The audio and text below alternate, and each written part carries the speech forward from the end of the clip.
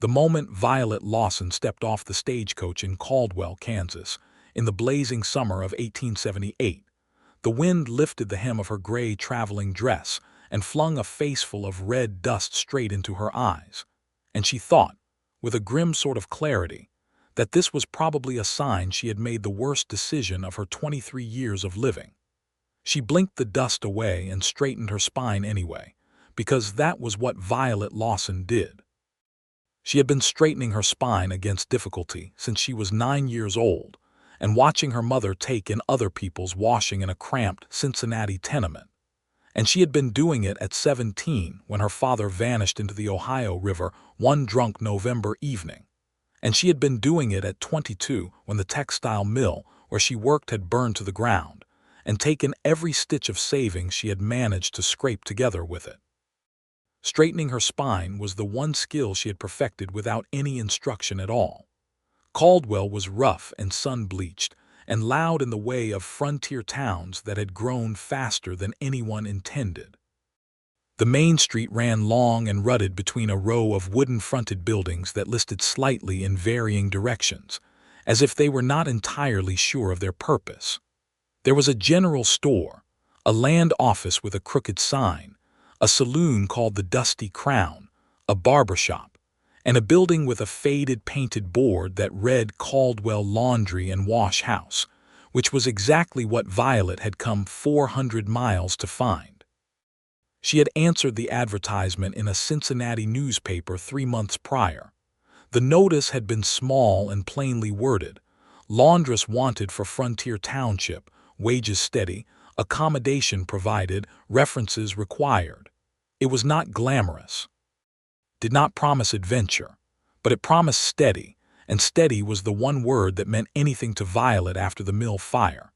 She had written a letter the same afternoon she read the notice, enclosed her reference from her former employer, and waited with the particular patience of a woman who has learned that things do not always come quickly, but sometimes, if you hold still enough, they come. The reply had come 6 weeks later in an envelope smelling faintly of horse leather and linseed oil. The letter was from a Mrs.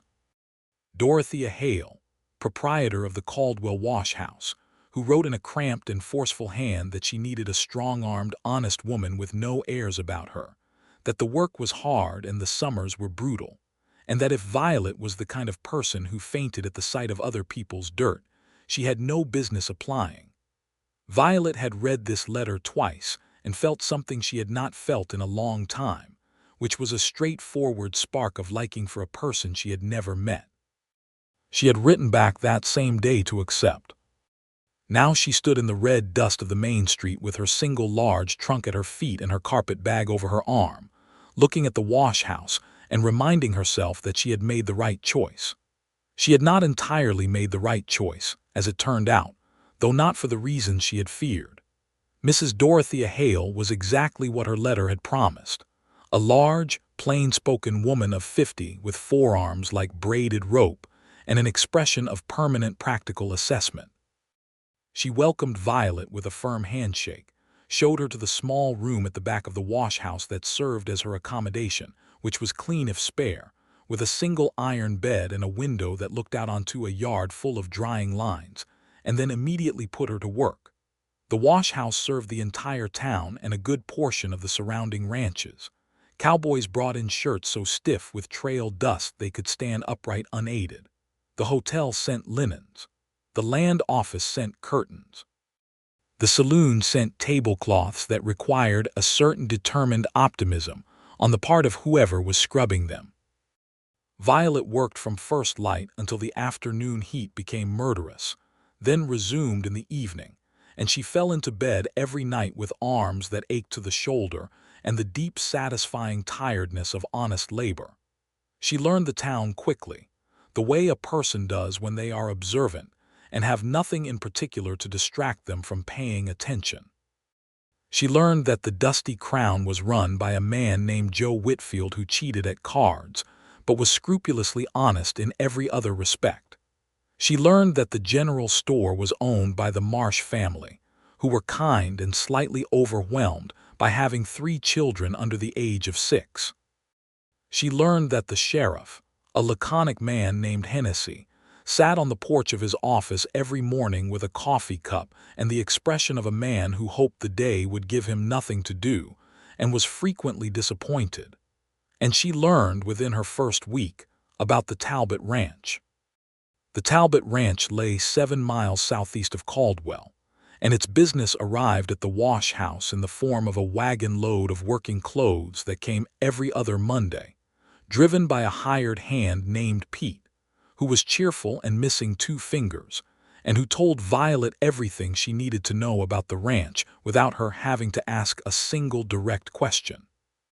Pete was the kind of man who talked the way some rivers ran, steadily and without apparent effort, filling every available silence.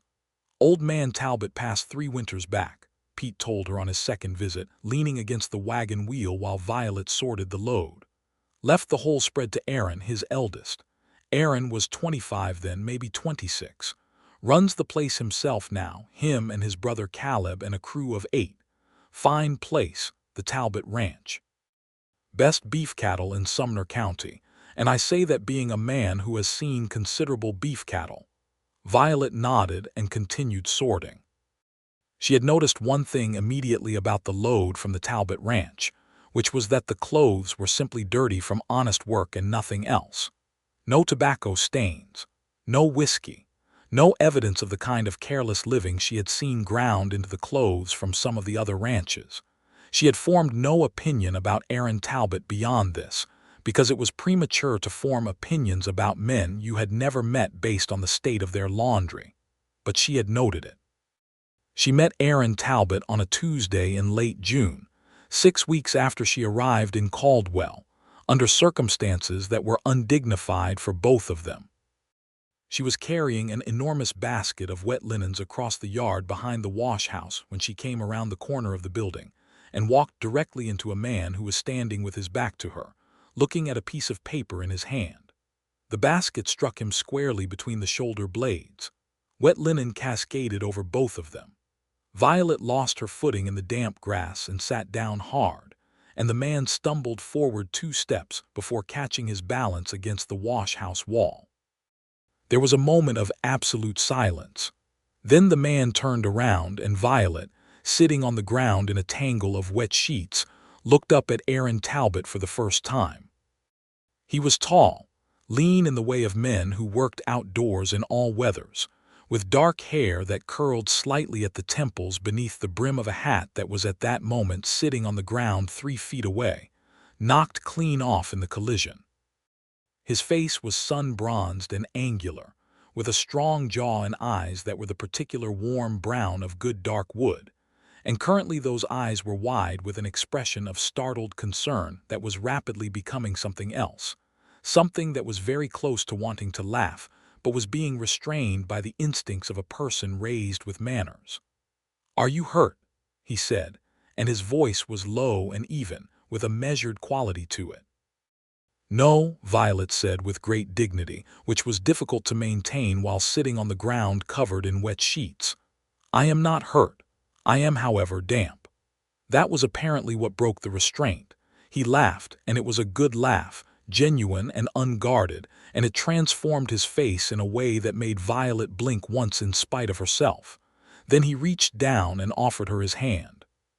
She took it, and he helped her up with an ease that suggested he was stronger than he looked, and he looked quite strong already. "Aaron Talbot," he said, retrieving his hat from the ground. "From the ranch southeast of town. I came to speak to Mrs. Hale about the billing, but I didn't see anyone in the front, so I came around back. I apologize, I should have announced myself. Violet Lawson," she said, brushing wet linen off her apron.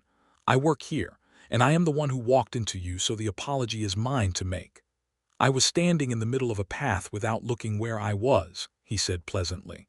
"I believe that makes the collision mine to own." They looked at each other for a moment. Violet became aware that she had several strands of dark blonde hair plastered to her face by the wet sheets, and did not have a free hand to remove them.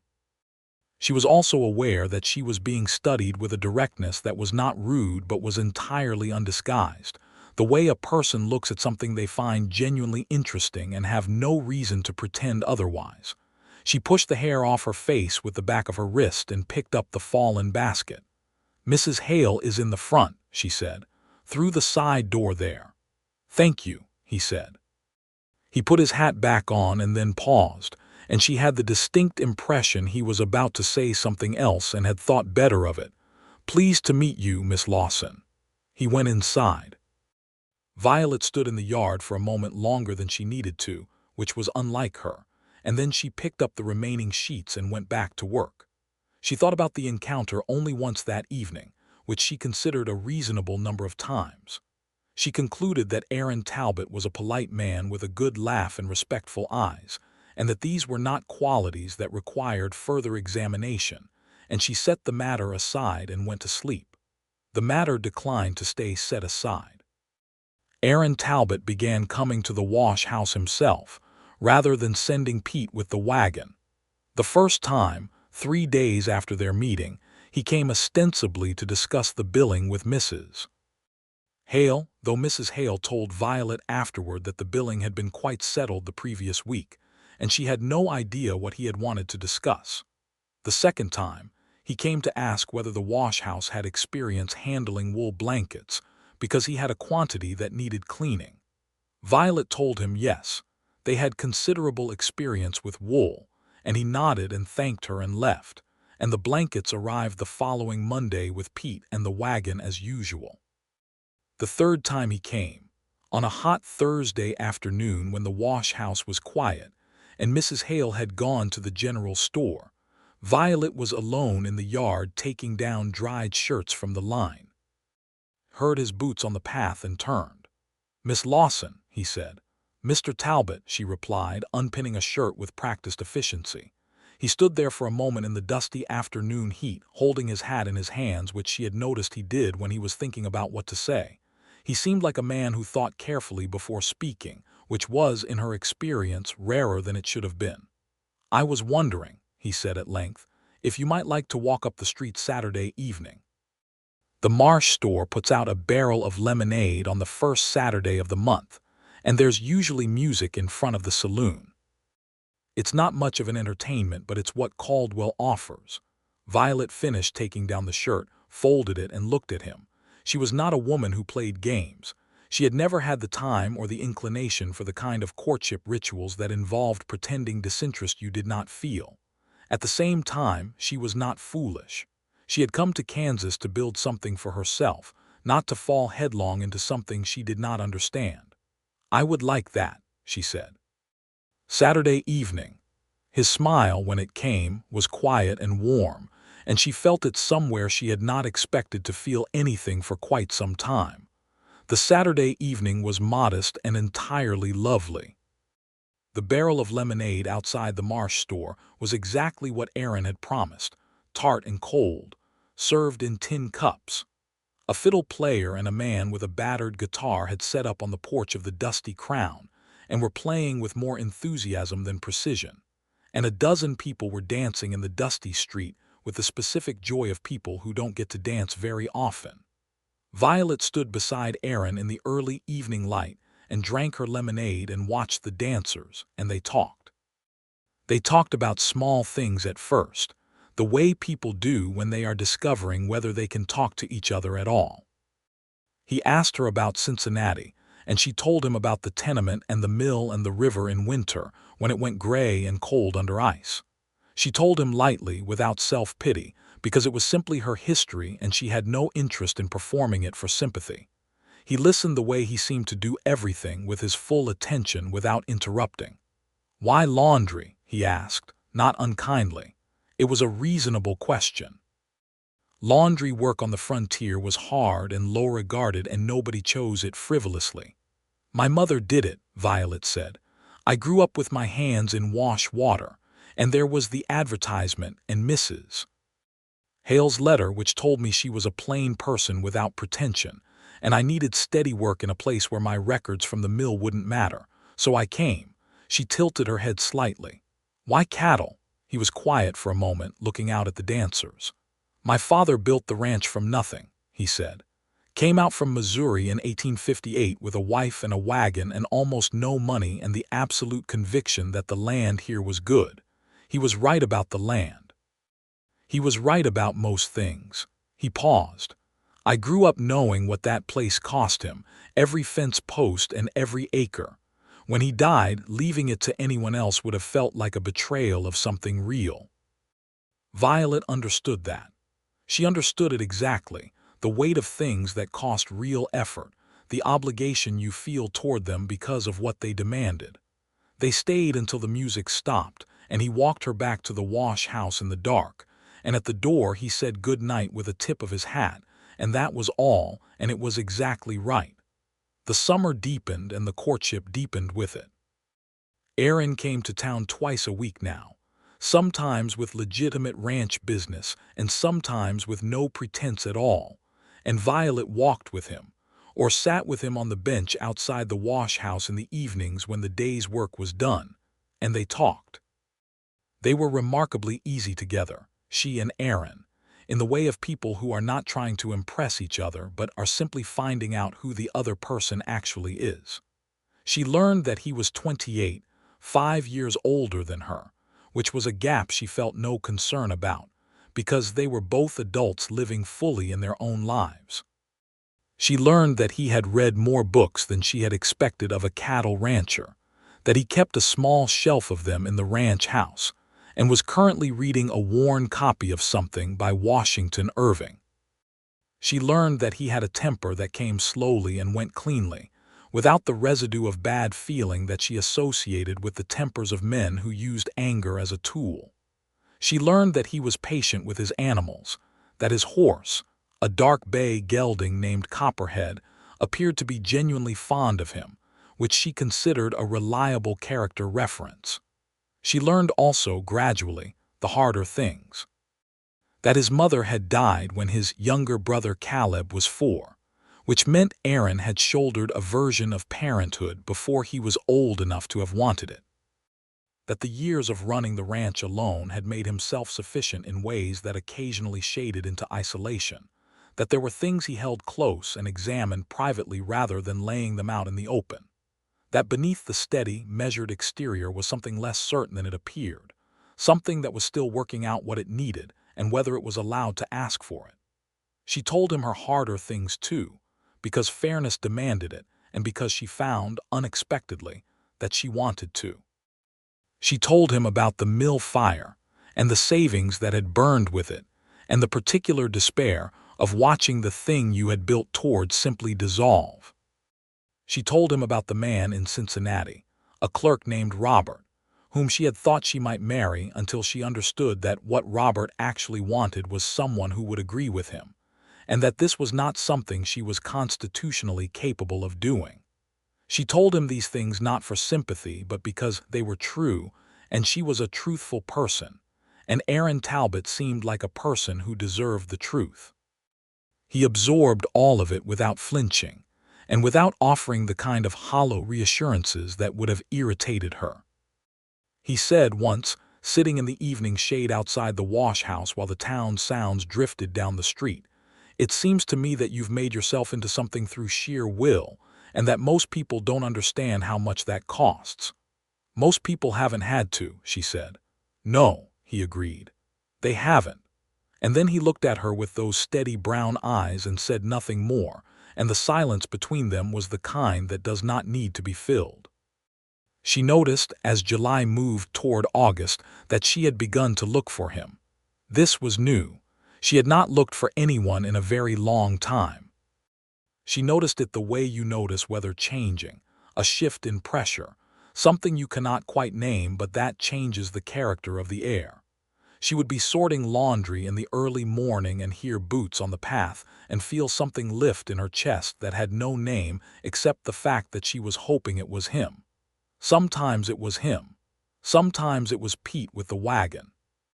On the days it was Pete, she was aware of a specific quality of disappointment that she examined honestly and without alarm, because she had always found her own inner life more interesting than frightening. In mid-July came an event that changed the texture of everything between them. Violet was walking back from the general store one afternoon, where she had gone to collect supplies for Mrs. Hale, when she heard raised voices from the alley beside the barber shop. She stopped. The instinct for minding your own business is strong in frontier towns, where violence is not unusual and intervening in other people's disputes can be genuinely dangerous. But one of the voices was high and frightened, and that sound overrode every instinct of self-preservation she possessed. She went into the alley and found two men she did not recognize backing a young Mexican boy of perhaps 16 against the wall. The boy had a basket of bread from the bakery 2 streets over. One of the men was grabbing for the basket, while the other stood close enough to the boy to make the threat of violence clear. The boy was pressed against the wall with his chin up and his eyes steady, refusing to show the fear she could see in every line of his body, and she felt a rush of admiration for him even as she moved. "Leave him alone," she said, and her voice came out hard and flat, and exactly the right register to make both men turn around. They were the type she recognized from the mill, men who bullied because it was available and because nobody had ever made it inconvenient for them. They looked at her with the particular contempt men of that type direct at a woman who speaks without being invited to. "Walk on, lady," the larger one said. "I will not," Violet said. "And I will point out that Sheriff Hennessy's office is 40 yards from this alley, and I have a considerably louder voice than either of you." It was a gamble. She did not know how it would go. But the mention of the sheriff, combined with the absolute absence of uncertainty in her voice, was enough to create a hesitation, and a hesitation was all the boy needed. He ducked sideways and was out of the alley at a run, basket in hand, and Violet turned on her heel and walked back out onto the main street without waiting to see what the men did next, because giving them her back was both a statement and a strategy. She was shaking slightly by the time she reached the wash house. She went inside, set down Mrs. Hale's supplies, and stood for a moment with her hands flat on the scrubbing board until the shaking stopped. Aaron came to town that evening and found her in the yard. She told him what had happened because she was not the sort of person who kept things like this to herself, and then presented a composed surface. He listened without interrupting, his jaw tightening slightly. "The boy's name is Miguel," he said when she finished. "Works at the bakery for Mrs. Torres. He's 17. He paused. "Did you recognize either of those men?" "No, drifters, I think. I'll speak to Hennessy." "I already did," she said, "on my way back in. Hennessy knows who they were. He says they moved on." Aaron looked at her with an expression she could not entirely read. "You handle yourself," he said, not as a compliment exactly, but as the plain observation of someone who was taking careful inventory of what they were looking at. "I was frightened the whole time," she said. "I just know that frightened doesn't mean ineffective." He was quiet for a moment. Then he said, "No, it doesn't." She recognized this as a man revising something, some prior assumption or expectation, not about her specifically but about what a person could be. She filed this observation away without comment. 3 days later, Miguel appeared at the wash house door with a small cloth sack of sweet rolls from the bakery and a serious, formal expression. "Mrs. Torres says thank you," he said. "And so do I." Violet accepted the rolls with equal formality and said he was very welcome. After he left, she sat in the doorway for a moment with the sack in her hands and felt the peculiar warmth of having done a good thing in a world that did not always make good things easy. She told Aaron about the rolls when he came that evening, and he laughed, quietly and warm, and she thought that she was in a great deal of trouble in the best possible way. August arrived with an intensity that Violet had not anticipated. The Kansas summer had a particular violence to it, a heat that was not the damp, clinging misery of Ohio summers, but something more absolute, dry and brilliant and relentless. The wash house became a specific kind of purgatory between the hours of 10 in the morning and 4 in the afternoon. Mrs. Hale, who had survived 17 Kansas summers, maintained her steady rhythm through all of it, and Violet matched her out of sheer stubbornness. It was in this August heat that she first went to the Talbot ranch. Aaron had been asking, with characteristic patience and without pressure, whether she might like to see the place. He had mentioned it several times, briefly and without weight, in the way of a person who wants something but has too much restraint to push for it. She had been deliberate about going, not because she doubted her interest, but because she understood that going to see a man's ranch was a statement, in the language of frontier social convention, that carried meaning beyond simple curiosity. She went on a Sunday, which was the wash house's quietest day. Pete drove her out in the wagon with Aaron riding alongside on Copperhead, and when the ranch came into view, it was the low, late morning light making the whole thing look like something from a painting. The long white house with its wide porch, the red barn standing solid against the bleached sky, the cattle moving in slow, dark clusters in the distance. "It's beautiful," she said, and meant it entirely. Aaron did not say anything, but Pete, beside her on the wagon seat, said, "He spent 3 months building that porch rail last winter. Nobody knew why until just this moment, I think."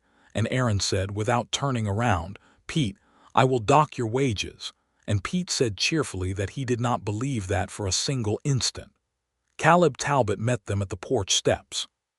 He was 24, 4 years younger than Aaron, with the same dark hair but his brother's coloring run lighter, more open in the face, with a habit of smiling first and thinking second that was in complete contrast to Aaron's careful deliberation. He shook Violet's hand with both of his and said that he was very glad to finally meet her because Aaron had been talking about nothing else for 6 weeks, and the hands were all exhausted from hearing about it.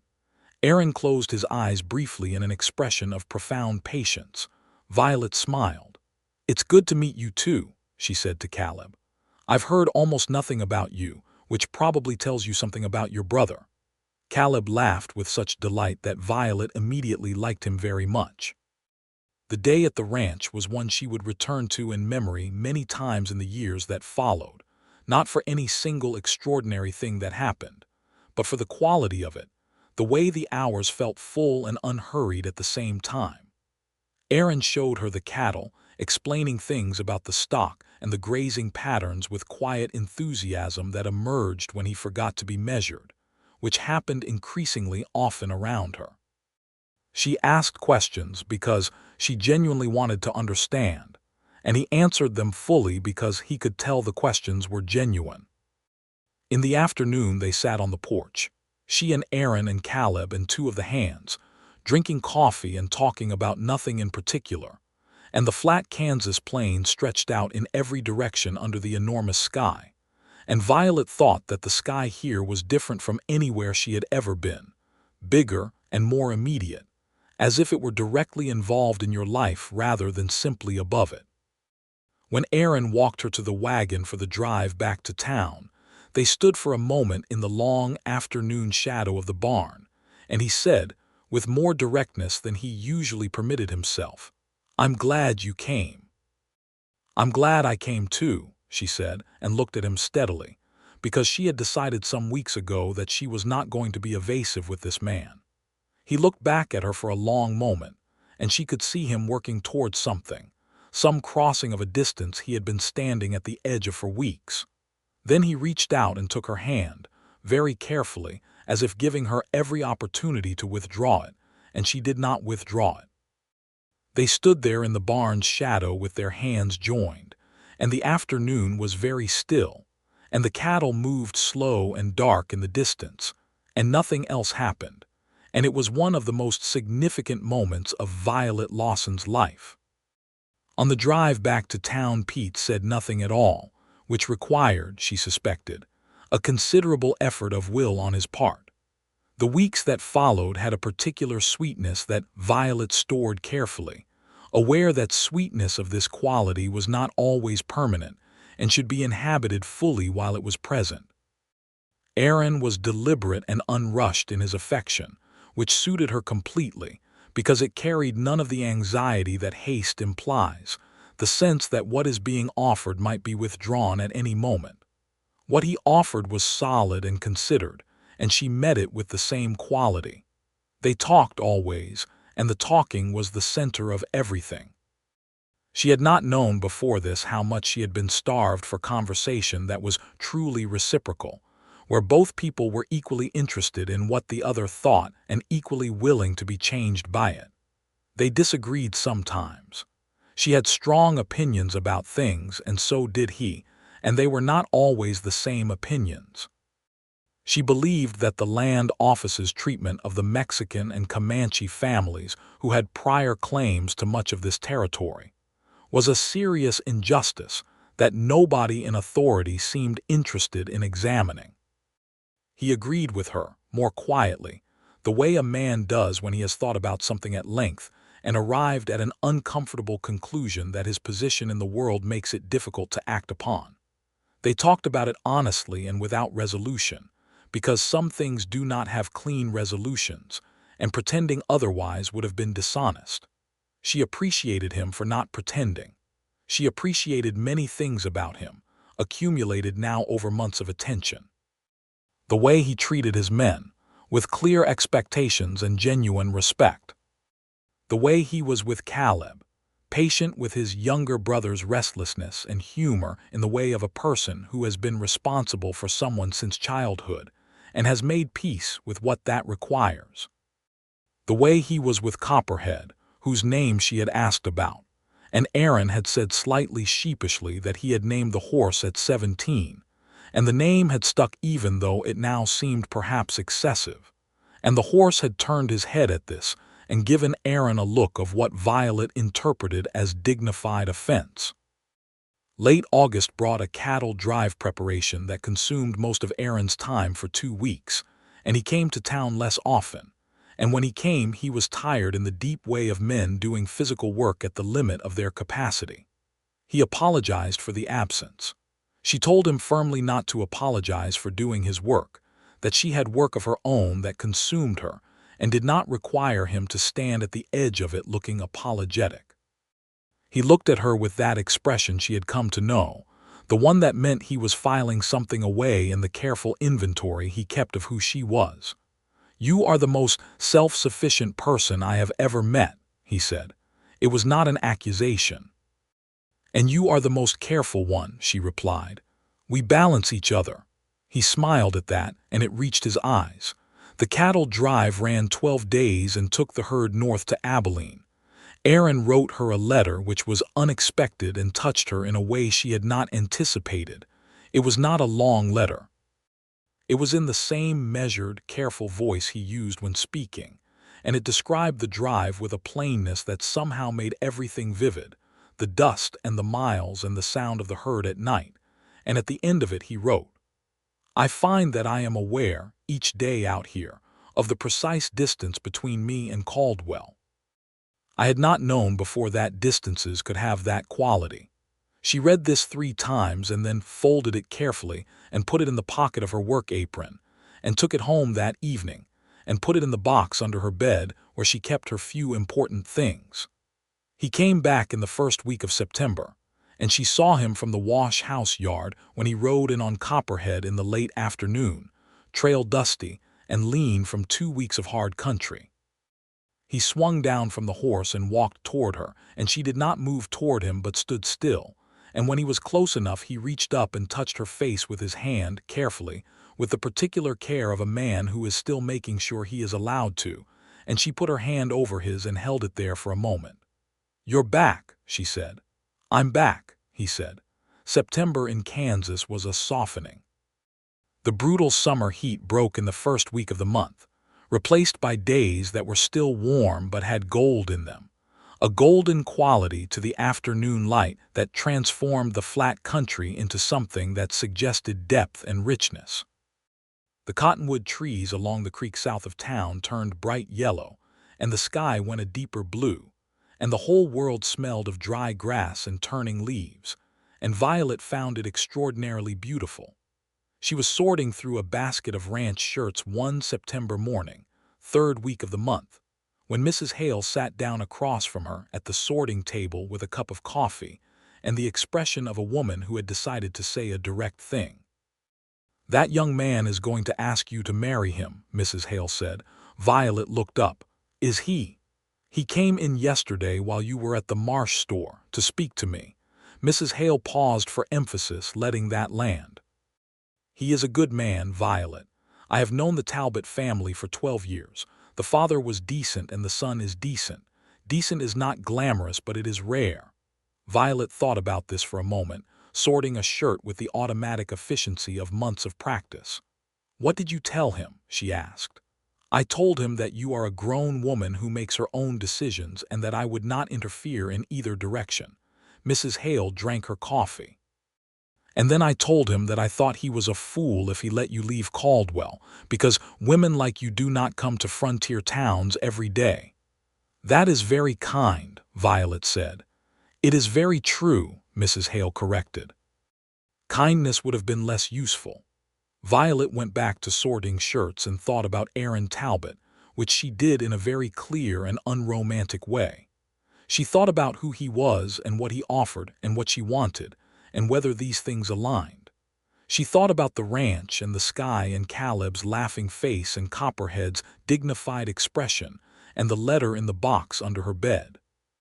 She thought about the fact that she had come to Caldwell with nothing except the intention of building something, and that the thing she was building might be something she had not initially envisioned, but which seemed, upon examination, both real and worth having. She thought about the fact that she was happy, simply, clearly happy, in the grounded way of a person who has earned their happiness and recognized it accurately. She did not say any of this to Mrs. Hale. She simply folded the shirt and reached for the next one. "I know," she said. "Aaron came to the wash house on a Wednesday evening in the last week of September, at the hour when the day's work was done, and the light was going amber and long across the yard." Violet was sitting on the bench outside the back door with a cup of tea, which was her evening ritual, the one fixed quiet point of her day. She heard him coming and did not get up, just turned her face toward the sound of his boots. He came around the corner of the building and stopped when he saw her there in the amber light. And for a moment he just stood and looked at her with that entire attention of his that she had never quite gotten used to. The way he looked at her as if she were something worth looking at, not in the acquisitive way of men who look at women as possessions, but in the way of a person who is looking at something they find genuinely worth their most careful consideration. He came and sat beside her on the bench. She handed him the second cup of tea she had poured, because she had known he was coming, in the way you know the things you have come to rely on. He took the cup. He held it for a moment without drinking it. "Violet," he said. "Aaron," she said. He looked at her with an expression that was unusually unguarded, the careful layers of him set aside for once, and she could see beneath them to something that was not certain at all but was entirely honest. "I am not a particularly eloquent man," he said. "I know," she said. "I like that about you." He paused, and something in him seemed to ease slightly. "I've spent the last 4 months trying to determine whether I could ask you something, and I have decided that the trying to determine is less useful than the asking." "It usually is," she agreed. He set the teacup down on the bench beside him and turned to face her fully. "I would like you to marry me," he said. "I am aware that you came here to build your own life, and I want to be clear that marrying me would not be a reduction of that. You are the most complete person I have ever met. You are not a person who needs anyone. But I find that I would very much like to be someone you choose, because you are someone I choose, entirely and without reservation, and I think that is worth saying plainly." The amber light lay across the yard, and the town moved quietly at the edges of the silence, and Violet sat for a long moment with this honest, careful man and his honest, careful words, and felt something settle in her that had been in motion for a very long time. "Yes," she said, "I will marry you, Aaron." He breathed out in a way that told her he had not been entirely certain she would say yes, which was somewhat absurd given the evidence of the past 4 months, but which also told her things about him that she found deeply endearing. She reached out and took his hand, and he turned his palm up and held hers with a steadiness that felt like a promise. "There is one thing," she said. "Tell me.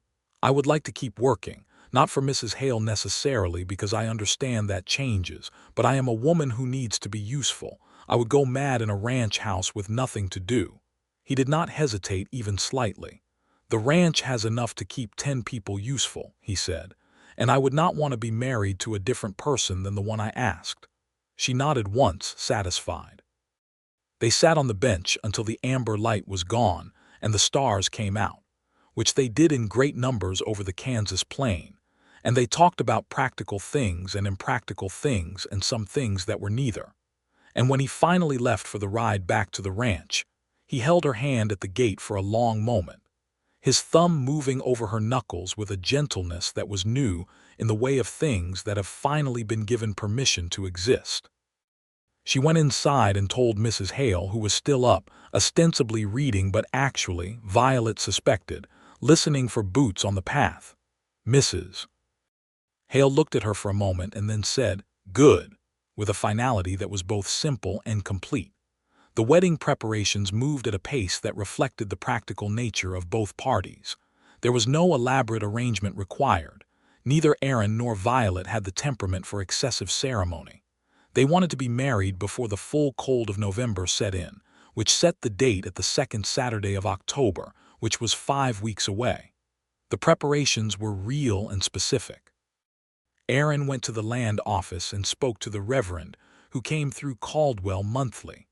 Violet went to the general store and spoke to Mrs.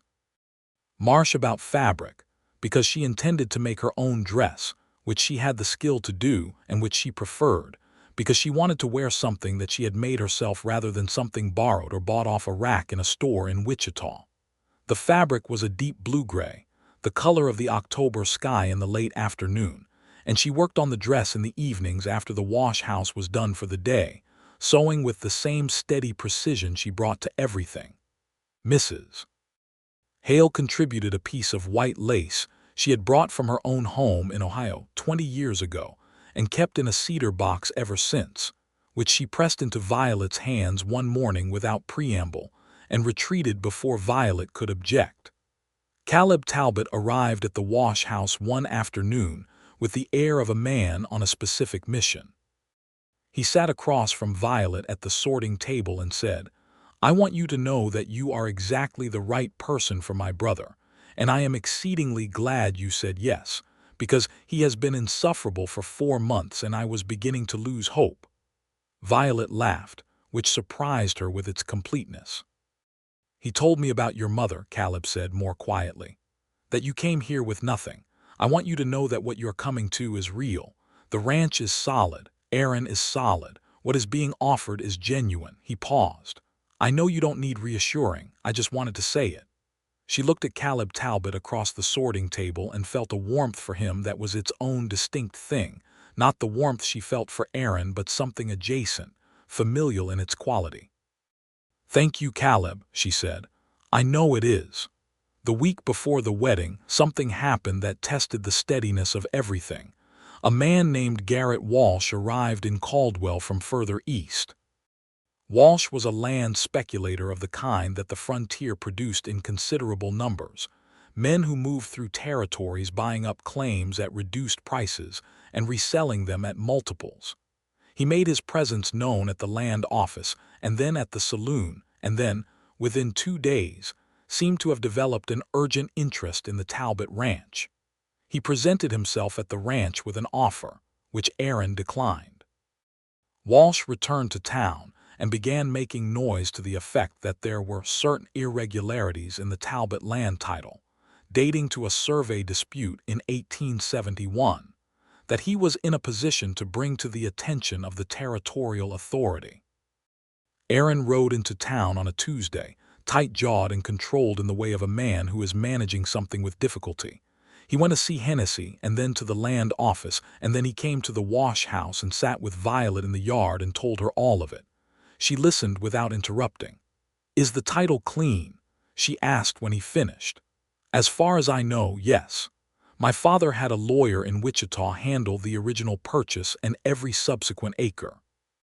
But Walsh says there was a boundary survey in 1871 that overlapped a prior claim, and if he can establish that in a territorial court, it creates enough uncertainty to drive the value of the title down and allow a purchase."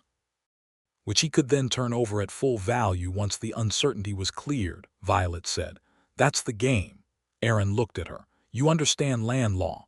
I understand how people exploit other people through legal process, she said. I watched it happen at the mill. Same mechanism, different application, she thought for a moment. The lawyer in Wichita, is he still practicing? As far as I know. Then you write to him today and you get every document he has from the original survey forward. You do not wait for Walsh to establish the terms of this dispute. You establish them first, in the appropriate office, with your documentation, before his claim has been formally lodged. She paused. And you do it this week, not next week. He looked at her for a long moment. I was going to do something similar, he said. I know, she said. I just wanted to say it faster than you were thinking it. The smallest possible smile crossed his face despite the tension. All right, he said. He wrote to the Wichita lawyer that day. The lawyer responded within 5 days with a full copy of the survey documentation, which established the Talbot boundary clearly and referenced the 1871 survey as having been conducted in relation to an entirely different parcel. Hennessy was shown the documentation. Walsh, who had apparently not anticipated this speed of response, found his claimed uncertainty considerably undercut, and within 10 days of his arrival had moved on to another territory, presumably to find a less well-documented title to dispute. Aaron came to the wash house the evening Walsh left Caldwell with an expression that was a great deal lighter than it had been all week. It's resolved, he said. Good, she said, unsurprised. He looked at her with that inventory expression again, the one she had come to recognize as him, updating his understanding of who she was. I am very glad, he said, and she understood that he was not talking only about the land dispute, that you are the person I am marrying. She stood up from the bench and straightened her apron and looked at him with perfect steadiness. So am I, she said. Now sit down and drink your coffee and stop looking so relieved, because it was always going to be fine. He laughed and sat down, and she poured the coffee, and the evening was quiet and the stars came out early over the plains and everything was, in fact, fine. The second Saturday of October arrived on a clear, brilliant day when the cottonwoods were at their most gold, and the air had the sharp, clean quality of early autumn on the high plain. The light was the particular October light that makes everything look as if it has been drawn with careful attention to detail, every edge precise, every color vivid without being garish. The wedding was small, because both of them preferred it that way. The Reverend, a cheerful red-faced man named Aldrich who came through on his monthly circuit, performed the ceremony in the little white church at the south end of Main Street. The guests were Mrs. Hale, Caleb, Pete, and 3 of the other ranch hands. The Marsh family from the general store, Sheriff Hennessy, who came in his good jacket and looked slightly uncomfortable. Miguel from the bakery with Mrs. Torres, who had contributed a quantity of sweet rolls to the reception and stood in the back looking pleased, and a handful of other Caldwell townspeople who had come to know Violet over the summer, and who clearly felt that her marrying Aaron Talbot was, on the whole, a correct outcome. Violet's dress was the blue-gray of the October sky, and the lace from Mrs. Hale's cedar box sat at the collar and cuffs, and her dark blonde hair was pinned up with the small tortoiseshell combs she had carried from Cincinnati as her one vanity, and she walked into the church with Mrs. Hale at her side because she had no one else to walk with, and Mrs. Hale's arm was steady and warm. Aaron was standing at the front of the church in a dark jacket she had not seen before, and when he turned and saw her come through the door his face did something that she felt in the center of her chest, a kind of opening, the face of a man who is looking at the thing he did not quite let himself believe he would have. She walked up the aisle toward him and did not look at anyone else. The Reverend spoke words that were simple and direct, which she appreciated, and Aaron held her hands throughout in the steady way of him, and when it was her turn to speak she said the words clearly and without hesitation, because she had been certain for months, and the speaking was simply the formal declaration of a thing already known. When he slid the ring onto her finger, it was a plain gold band, which was exactly what she would have chosen. And she looked at him as he did it, and he looked at her. And there was between them the particular calm of two people who have arrived somewhere they intended to go. Reverend Aldrich pronounced them married. Caleb produced a whoop from the third row that echoed off the church rafters and made everyone laugh, including the Reverend. And Pete said loudly to the man beside him that he had known since approximately their third meeting how this was going to go. And Violet heard all of this as if from a pleasant distance because Aaron was looking at her with that open, unguarded expression that she knew was not for general viewing. And she looked back at him with her own version of the same. And they were married. And it was October. And the cottonwoods were gold outside the church windows. The reception was at the Talbot Ranch, which Aaron and Caleb and the hands had decorated with autumn branches and lantern light, and it was beautiful in the simple practical way of the frontier, everything made by hand and the effort visible in it, which she preferred to elegance purchased without thought. There was food from Mrs. Torr's and a fiddle from one of the hands, and eventually, dancing in the yard under the lantern light, and the stars above them were extraordinary. She danced with Aaron in the lantern light, which was something she had been looking forward to without quite admitting it to herself, and he turned out to be a better dancer than she had expected, with a natural sense of rhythm that he employed with the same quiet competence he brought to everything. She said so, and he said that his mother had taught him, and he said it with the particular simplicity of people who carry their losses lightly, not because the losses are small but because they have found a way to hold them that does not diminish what was given. They danced again and again, and the fiddle played, and the lanterns swung in the October wind, and Caleb danced with Mrs. Hale, who turned out to be an excellent dancer and showed no mercy, and Pete danced with Mrs. Marsh, while Mr. Marsh held the youngest of their 3 children, and the night was cold and bright and full of warmth.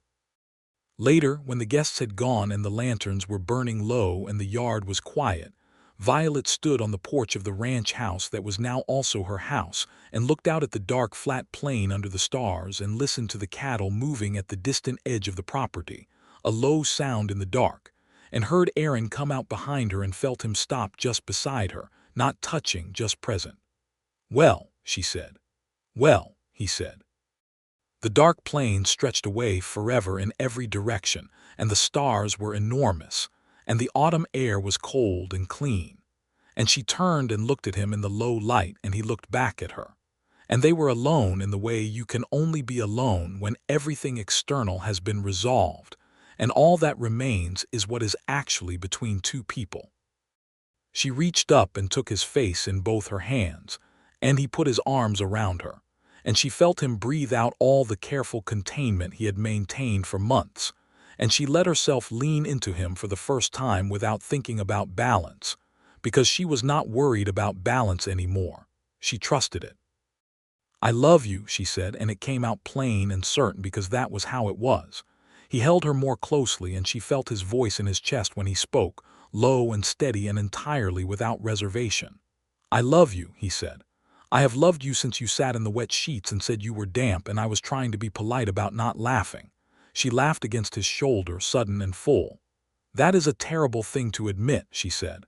"I know," he said, "but it is accurate." The autumn settled around them, and they were home. The first winter at the Talbot Ranch taught Violet a great number of things about the Kansas plains and about herself, and about the specific nature of being married to a man whose work was determined by the land and its seasons rather than a fixed schedule.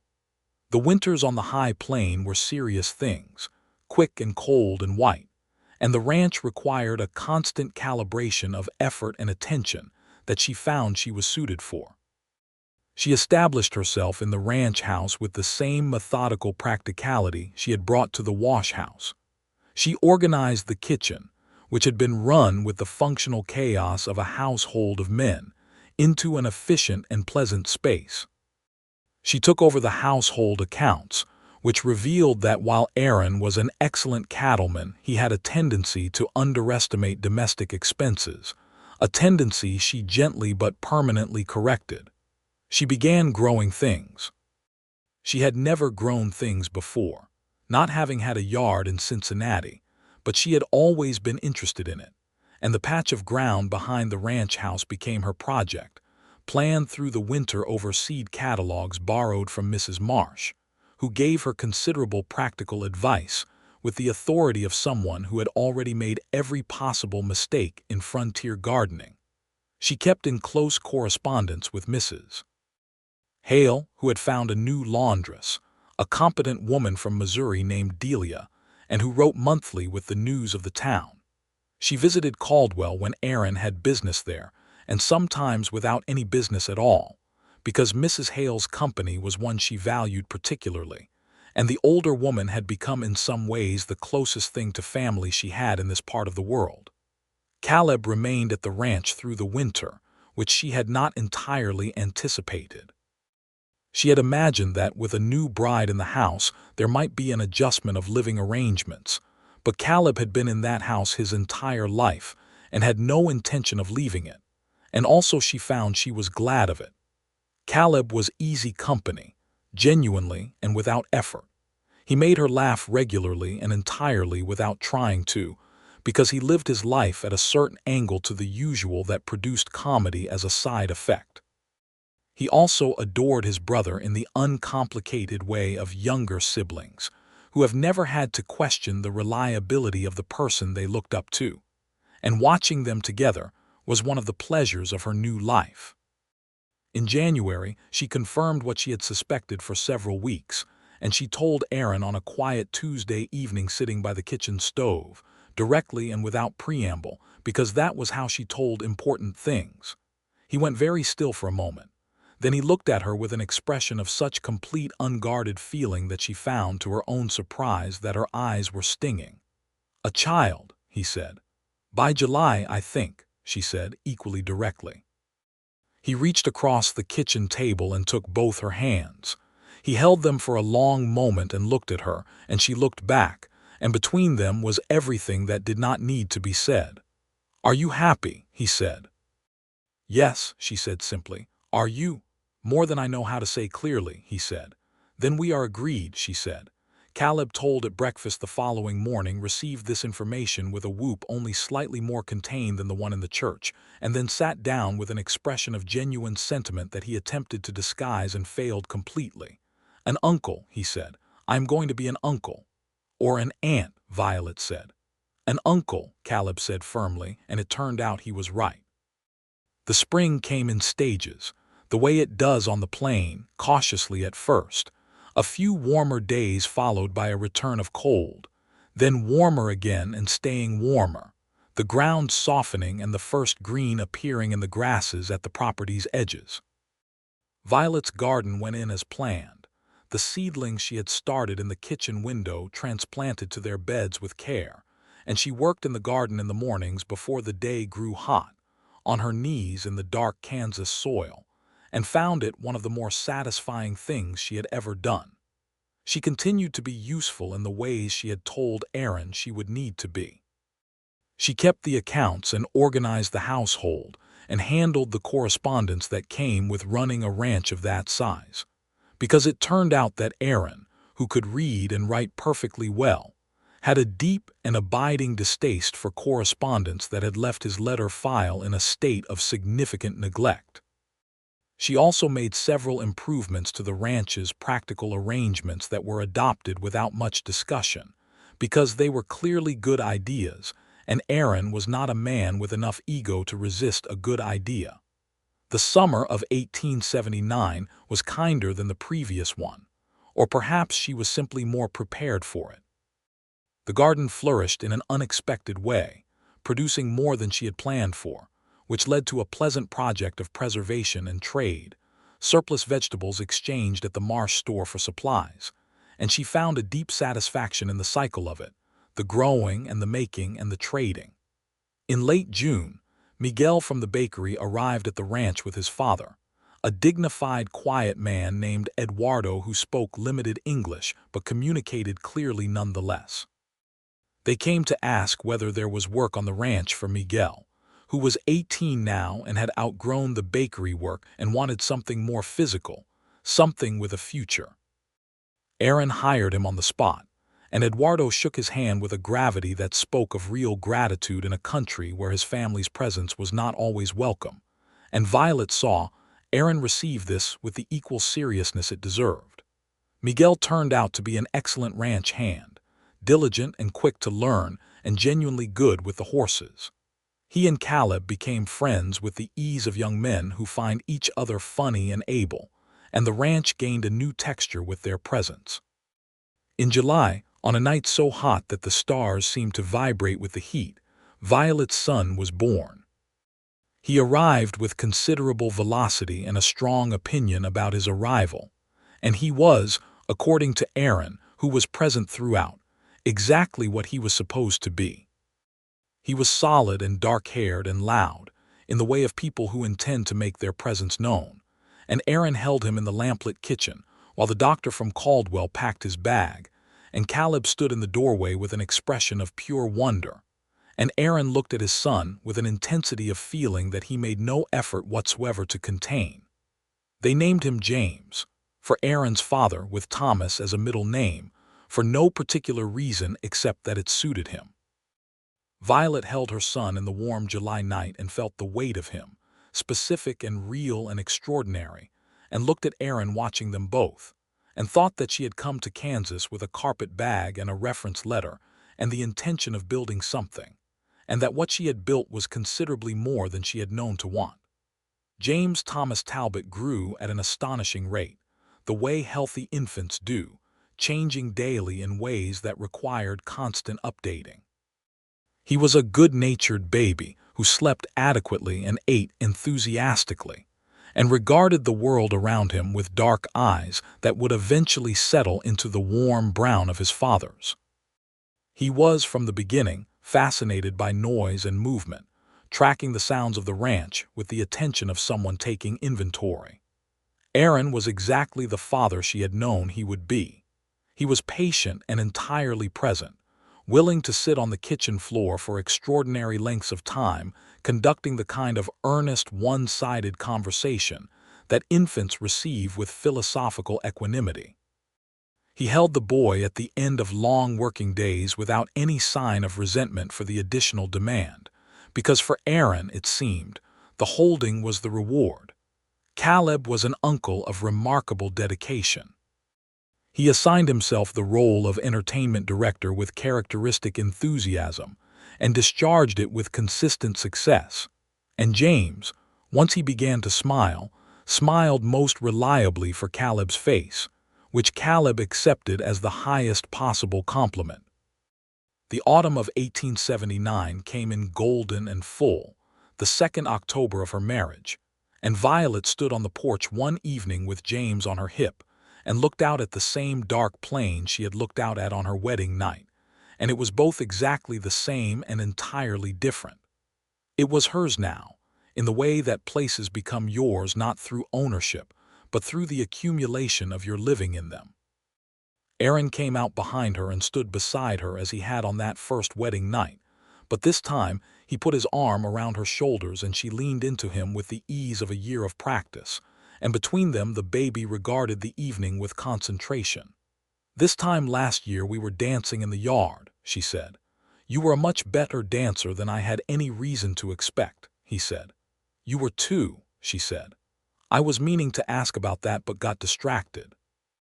He smiled against the side of her head. "My mother," he said, "she was very particular about it, said no Talbot man would go through life unable to dance respectably." "She was right," Violet said.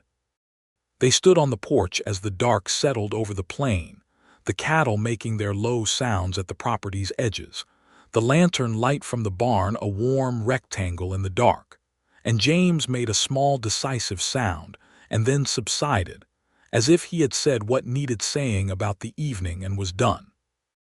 She thought about everything that the year had held, the work and the growth and the small emergencies, and the solutions to those emergencies, and the ordinary days which she had come to understand were the actual substance of a life, not the exceptional days but the ordinary ones, lived with attention and care. She thought about the correspondence on Aaron's desk, neatly organized now in files she had established, and the garden beds that she was already planning for next spring, with the ambition of someone who has learned from 1 year's experience and has no intention of repeating the same mistakes. She thought about Mrs. Hale's most recent letter, which had described Delia's growing success at the wash house, and also the news that Caldwell was expanding, a new schoolhouse being built with funds from the county, which was something the town needed and had needed for some time. She thought about the school. She thought about it for 2 days before she mentioned it to Aaron, because some ideas require private examination before they are ready to be shared. She mentioned it on a Thursday morning over breakfast, with the directness she always used for important things. "The new schoolhouse in Caldwell," she said. "It needs a teacher." Aaron looked up from his coffee. He had the expression of a man who is paying complete attention. "I know," he said carefully. "I can teach," she said. "I can teach reading and arithmetic and history and geography. I taught the mill girls in Cincinnati informal classes before the fire. It is the thing I am most genuinely suited for besides this." She indicated the ranch with a gesture that encompassed everything in it. "I would not take the position if it conflicted with James or the household, but James will be older, and Mrs. Torr's daughter Alina has already asked whether there is work she can do at the ranch, and she is 17 and very capable and fond of the baby." Aaron set down his coffee cup. He looked at her for a moment with that full attention expression. "When did you know you wanted this?" he said. "6 months ago," she said honestly, "but I wanted to understand it myself first before I said it." "All right," he said. She blinked. "All right. I trust your judgment about what you need," he said. "I told you that on the bench outside the wash house before you agreed to marry me. That has not changed." He picked up his coffee cup again. "Write to the county board. See what they say." She wrote to the County Board of Education that same afternoon. The response came 3 weeks later, expressing interest and requesting that she present herself in person at the county seat in Wellington for an examination of her qualifications. She went to Wellington with Aaron on a clear October day, submitted to an examination in 3 subjects that she found straightforward, and returned to the ranch with an appointment as the Caldwell schoolteacher to begin at the school's opening in January. Aaron said nothing on the ride home except, at one point, that he had always suspected she would teach one day, and this with such complete certainty that she asked him how he could have known. "The way you explain things," he said. "You make things clear without diminishing the person who didn't know them. That is the whole of teaching." She looked at him, the flat autumn plain running away on all sides and the sky enormous above them, and felt for him the particular quality of love that comes from being known accurately by someone who is paying attention. "You are a better man than you think you are," she said. "You have said similar things before," he said. "I will keep saying them until it takes," she said. He smiled in the October light.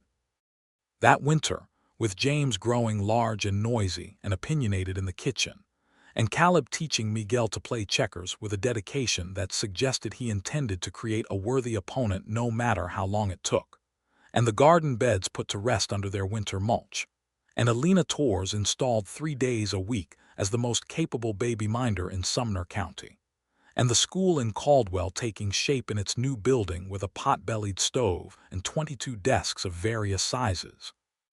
Violet Lawson, who was now Violet Talbot, felt the specific satisfaction of someone who has arrived at the right place through the right means. She was not at rest. She had never been the kind of person who was at rest, and she did not intend to become one. She was planning the garden expansion for spring, and she was preparing her school curriculum with a thoroughness that Aaron had suggested might be excessive, and which she had dismissed as a failure of ambition. And she was in correspondence with a women's educational organization in Topeka that had asked for her thoughts on frontier schooling needs. She had recently confirmed, expecting a second child, which she told Aaron on a Friday evening in December. sitting by the kitchen stove with James asleep in the other room, and the Kansas wind making its serious winter sounds at the window. Aaron received this information with the same complete response he had shown the first time, the stillness and the unguarded feeling and the holding of her hands, and she let herself sit inside that for a moment, the warmth of being a person so thoroughly known. January to January, she said, a New Year's baby perhaps, or November, he said, you cannot possibly know that. I cannot, he agreed. But I have the same feeling I had with James. He had that feeling, as it turned out. Their daughter arrived in the middle of November, which was the kind of Kansas November that comes in with a determination to make its character clear, cold and white and absolute. She was smaller than James had been and louder, which was considerable, and she had Violet's dark blonde coloring, and what Aaron said was entirely Violet's expression, which was the expression of a person who has assessed the situation and already formed a firm opinion. They named her Clara, after no one in particular but because it suited her, and because Violet had always liked the name for its plainness and its strength. James received his sister with the bewildered tolerance of a 17-month-old boy who is not entirely certain what has arrived, but is willing to observe the situation before committing to an opinion. Caleb declared that Clara was the finest baby he had ever seen, which he had also said about James, and which was therefore less specific than he perhaps intended, but was entirely genuine. Miguel, who came and went from the ranch daily now, and had become as much a part of the household as the furniture, looked at the baby from a respectful distance and said that she had a very strong voice, which was an observation of perfect accuracy.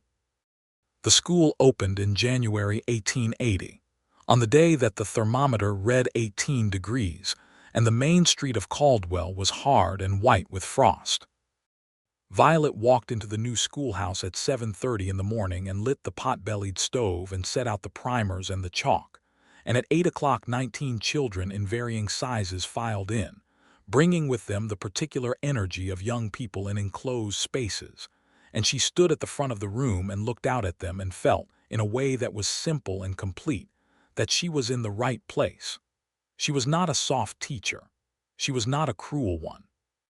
She had the same quality with children that she had with adults, a directness and a genuine interest in what they were thinking, which children responded to with alacrity because they were mostly accustomed to being managed rather than engaged. Within 3 weeks, her classroom had a culture that the other adults in Caldwell would remark upon, a quality of focused attention and the sounds of actual learning, questions asked and answered and built upon. She drove herself to Caldwell 3 mornings a week in the small wagon, Alina at the ranch with James and Clara, and she came home in the early afternoon and moved from teacher to mother to ranch partner without a seam between them, because she was not a person who experienced her own life as divided into separate roles. She was simply herself, in different contexts. Aaron watched all of this with the expression she now knew meant he was revising some previously held boundary of what he thought was possible for a person to be, an expression he wore regularly in her company, and which she had decided was one of the things she loved most about him. In March he came home from a cattle sale with something wrapped in cloth tucked under his arm. He set it on the kitchen table and pushed it toward her without a word. She unwrapped it and found a set of schoolteacher's equipment, a good brass compass, a box of colored chalks, and a small framed certificate from a Kansas Educational Society that declared the bearer to be a recognized frontier educator. She looked up at him.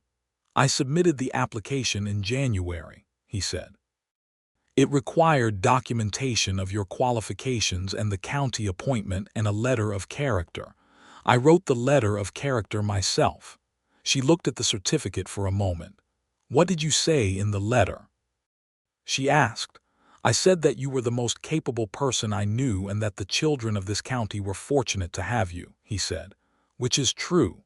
She stood up and put her arms around him, certificate in hand, and held on, and he held her back with the steady, encompassing quality of him that she had come to rely on as absolutely as she relied on mourning. "Thank you," she said into his shoulder. "You don't need to thank me for saying what is true," he said. The spring of 1880 brought a good thaw and a late rain that was exactly what the grazing land needed, and the cattle came through the winter in strong condition, and the garden went in even larger than she had planned, and the school had expanded to 24 children with the arrival of 3 new families to the territory.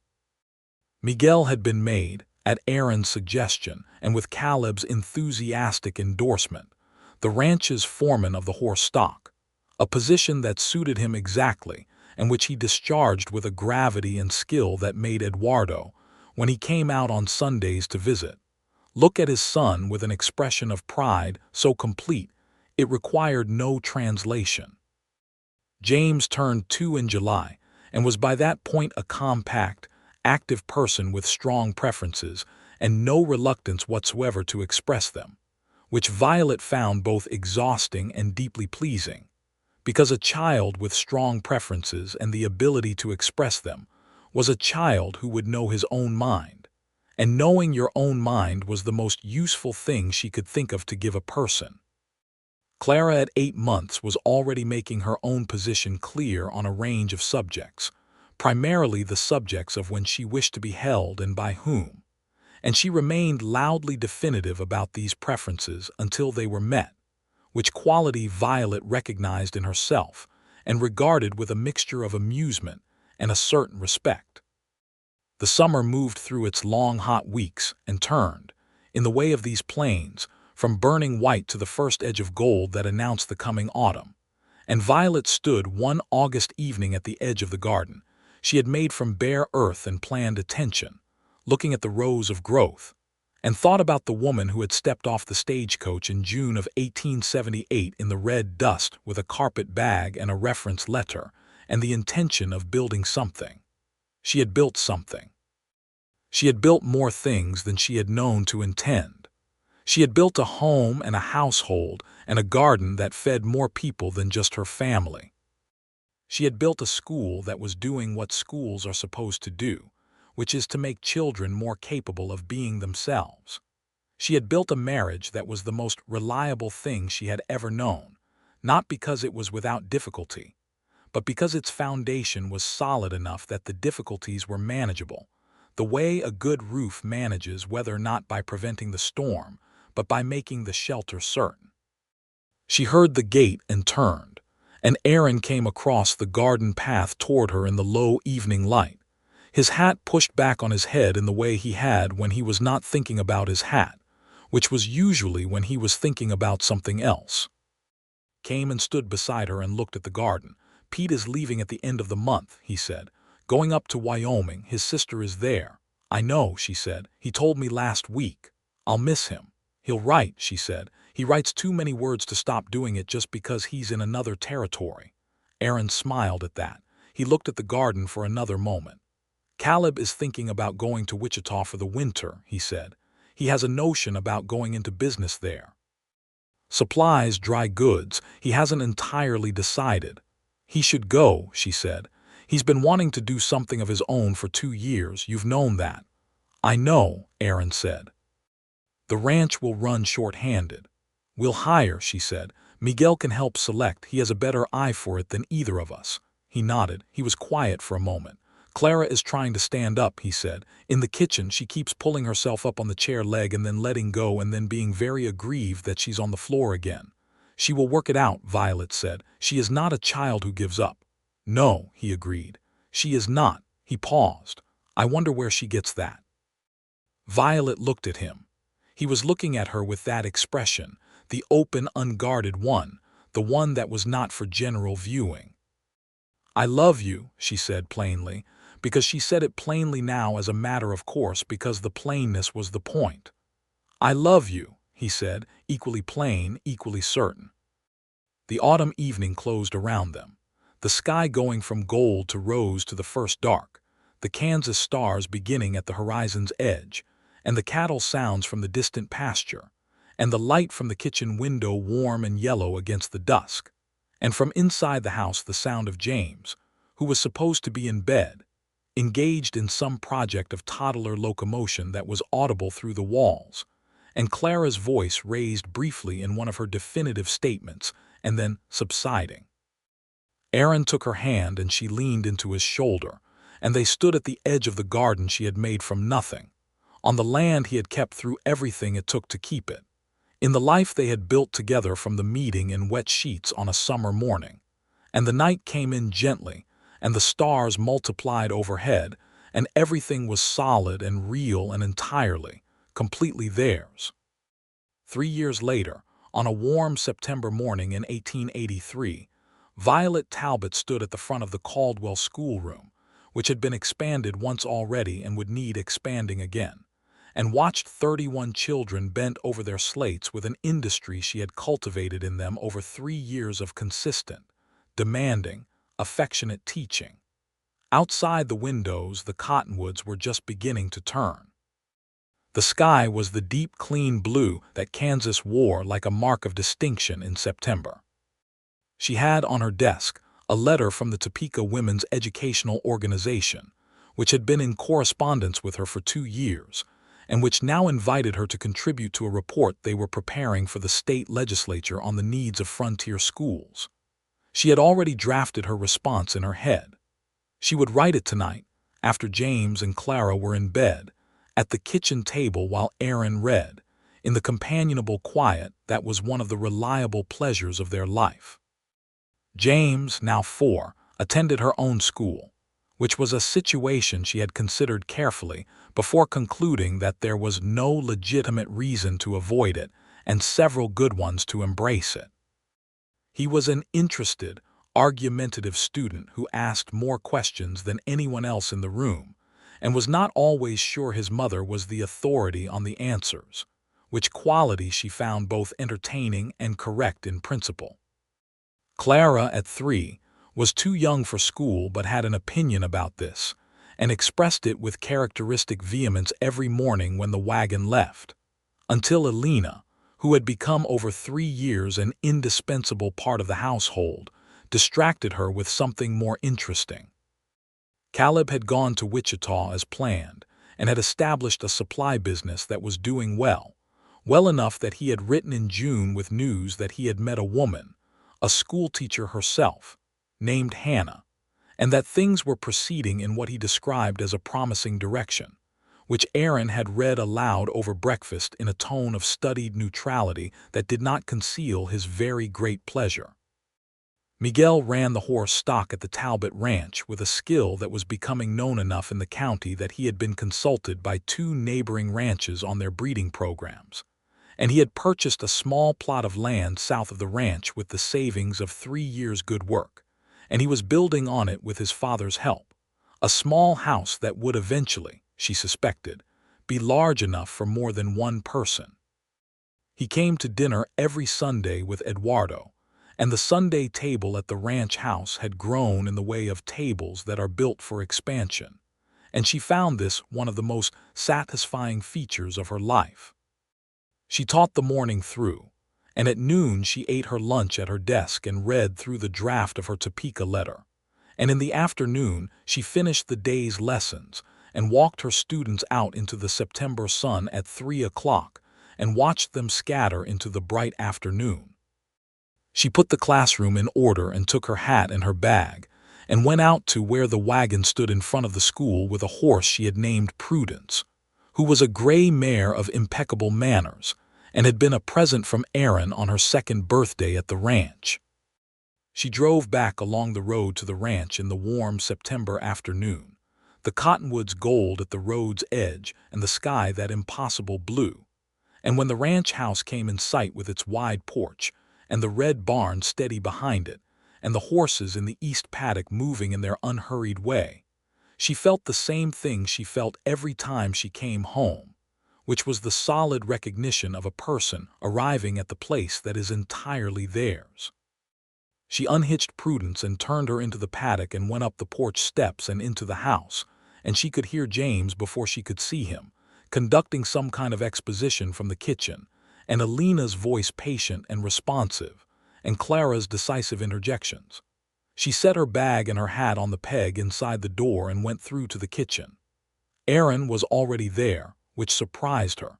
He was not usually back from the south pasture before 4. He was sitting at the kitchen table with James on his lap, apparently having his ear talked off about something James considered very important, and he looked up when she came in with an expression of such complete warmth and relief that she laughed. "Rescued," she said. "He has been telling me for 20 minutes about a beetle," Aaron said. "The beetle was very significant," James said seriously. "I do not doubt it," Violet said, dropping a hand onto her son's head as she passed. She sat down across from Aaron, and Alina brought her a cup of coffee without being asked, and Clara abandoned whatever she had been doing and came and leaned against Violet's leg with the particular weight of a tired 3-year-old. And the kitchen was warm and full of afternoon light, and the sounds of the ranch came through the open window, and Aaron looked at her across the table and smiled.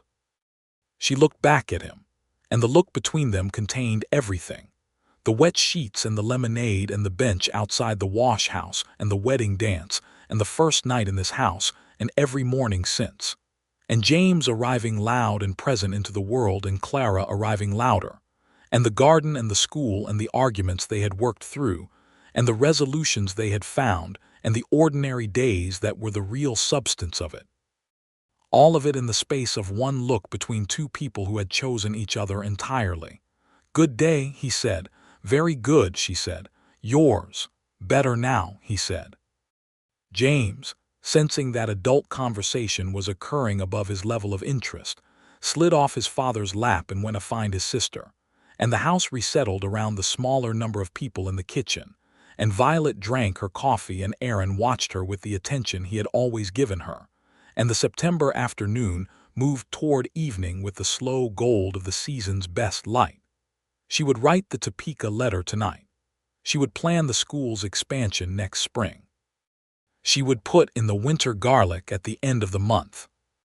She would write to Caleb and encourage him, gently but with conviction, to stop being cautious about Hannah if Hannah was the person he thought she was.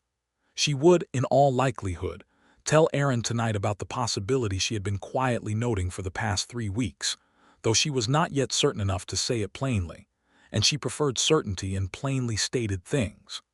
All of this lay ahead, ordinary and real and full of the living that goes into a life when you have built the foundation correctly. She was Violet Talbot, who had come to the frontier with a carpet bag and the intention of building something in the summer of 1878, a year when the cottonwood seeds drifted like snow along the Caldwell Main Street, and the red dust coated everything and the sky was bigger than anything she had seen. She had come as a laundress. She had stayed as herself. She had built a school and a garden and a home, and she had loved and been loved by a careful man with warm brown eyes and a good laugh who had sat beside her in the wet sheets and asked if she was hurt, and who had never stopped paying attention to the answer. It was autumn, and the plains were gold, and she was exactly where she intended to be,